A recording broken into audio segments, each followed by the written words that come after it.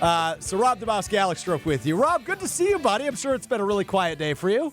Yeah, it's been something. Packers actually just made an announcement here. They have agreed to terms on a trade with the Cowboys. Wow, Oh, breaking wow. news! Yeah, I might, maybe I should get on this. yeah, maybe. I just want to give you the floor, man. I mean, it was rumored. I know you and Jason both asked Goody about it Yeah. yesterday, and me and Jason talked about it. I wonder if you had the same takeaway.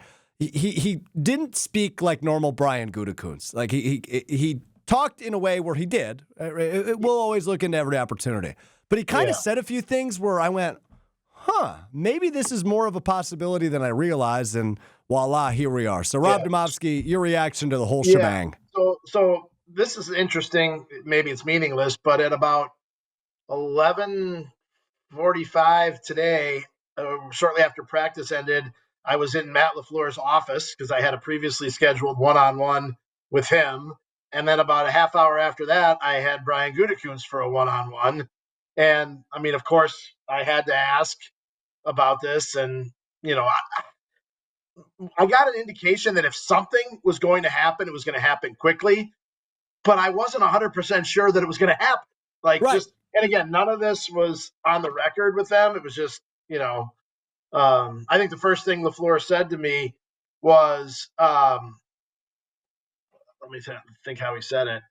I hadn't even sat down in his office, and he goes, "So I guess you want to know about Micah Parsons?" And I said, "Well, I don't suppose you're going to tell me anything." And he just said, "Nope, no, I'm not." So, at least he's honest. I mean, it's Goody was awfully relaxed for having his phone rang one time when I was in there with him, and it was one of the trainers asking about a physical that they had just given to a practice squad guy. So it wasn't even Russ Ball or an agent or anything like that.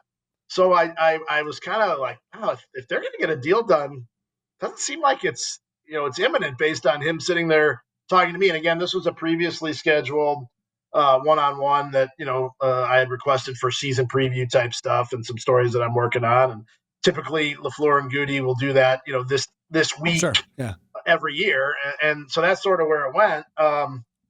And I was actually driving home from the stadium when Schefter's alert came out, but I mean, so like last night I went to bed thinking, they're going to trade for him. Then after sitting with those guys today, I thought, well, I don't know if it's going to happen today, and sure enough, it did. I asked Jason this, and I'm curious on your thoughts because you guys are two of, if not the two most plugged into this team. Ed Policy is the new president. Yeah. He said earlier this offseason, I don't want lame duck years. Each of these guys have 2 years left in their contract, and Brian Gutekunst to Matt LaFleur. Do you think a comment like that turned up the heat just a little bit to where Goody said, all right, I said it. He said it in January. Brian Gutekunst did. It's time we start competing for championships. This is a move that clearly indicates, he stands by that comment. But do you think the presidential CEO change, the leadership change, changed this? I don't think you can discount that, Alex. I also don't think you can discount the fact that Ed Policy maybe encouraged this kind of thing. Sure. Perhaps maybe more than Mark Murphy did. I'm not saying that Mark Murphy didn't allow them to do the kind of things that they want to do, because I think he did. But did he encourage them to do so? And I think there's a nuance there. But I think it's a little different when you have, maybe a younger guy in charge that, and I like to say Ed's younger because he's about my age. A nice young guy in charge, maybe willing to be a little bit more aggressive, right? And I mean, my story that I had written actually last night, this is probably too inside baseball. People care about how this stuff works, but at ESPN, and I'm sure at a lot of outlets, when things look like they may happen, we start writing so that we can have something posted right away. Yeah. And so I started writing what we call reaction stories.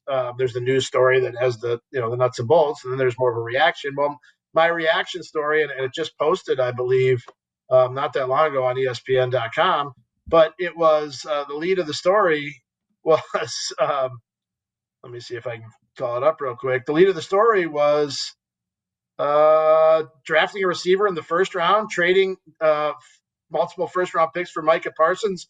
Who's running the personnel department, and what happened to general manager Brian Gutekunst? Amazing. Right? That's so good. It's sort of like there's a line from, I think it's the movie. Someone that knows this movie is gonna have to tell me the name of it. I can't remember the name of the movie, but there's a line. How did you get in here? And the guy goes, "I'm a locksmith, and I'm a locksmith." So, who are you, and how did you get in here? I'm a locksmith, and I'm a locksmith. So, I don't know what happened to Goody. Going back to your original question, but clearly, there was a philosophical change. Maybe it was his own, statement on January 16th, I believe it was, when he said it's time we start competing for championships, right? But yeah, we've got a different guy or different mentality, at least since that last 8 months. So best case scenario, Jeff Hafley is a head coach next year, right? I mean, that's best case scenario is they win the Super Bowl and he's a head coach. But I guess for this defense alone, I'm sure Jeff Hafley's, just kind of doing this and getting ready to get his hands dirty and see what he can do with this guy, right? DeMarcus Covington, the new D-line coach, I can tell you this. The players have raved about it. Lucas Van Ness, for probably the most of any player, has raved about his new D-line coach. And, you can say what you want about Lucas Van Ness's production, but, I think he is or was, maybe still is, poised to have, a better year because he feels really good about that. But, you start to think about it now. I mean, Rashawn Gary got a lot of chips and double teams, right? So this could help him just as much. I mean, I'm sure I haven't studied Micah Parsons' tape, play after play, but I'm willing to bet he gets a lot of extra attention and is so good that he can beat it. Now Rashawn Gary, who, maybe wasn't as good at beating double teams, doesn't get double teamed as much anymore. Yeah. Who fills the hole left by Kenny Clark? Is that a Carl Brooks or a Colby Wooden? Yeah, I mean, if you just look at you sort of look at the depth chart, they kept an extra guy. They kept 6 interior linemen. Right. And they normally keep 5. Well, I shouldn't say normally because the defensive scheme has changed. But a year ago, they kept 11 between the D-line ends and interior, and it was 6 edges and 5 D tackles. This year, it was 6 D tackles and 5 edge rushers. Now, obviously, that has flipped again. But, the depth chart is Devontae Wyatt and then, probably Carl Brooks, Colby Wooden, Nazir Stackhouse, and Warren Brinson, maybe in that order. Maybe Brinson and Stackhouse are flipped, but the two rookies, could they play Lucas Van Ness inside some? Possibly. Maybe only in third and long stuff where you can get Gary, Van Ness, and Micah Parsons on the field. But I mean, of all the guys from a size standpoint on the D line, Lucas Van Ness probably best equipped to go from outside to inside. We seeing you on SportsCenter tonight, Rob? Yeah. Well, you have to stay up late. I'll be up late. I'm looking at my schedule. The 1 o'clock SportsCenter. That might be 1 Eastern. We deal in Eastern time at ESPN, and it drives me crazy because I always ask, are we talking Eastern time or Central time? But I will be on the 1 a.m. Eastern time SportsCenter. I can give you a little hint. It will not be live at 1 a.m. I will not be up at 1 a.m. And then tomorrow, I have Get Up at 8:15 Central time, live from the stadium, and a full day of TV from there. We haven't heard from the Packers yet to see if we're going to get any availability tomorrow. But I'll either way, I'll be at the stadium doing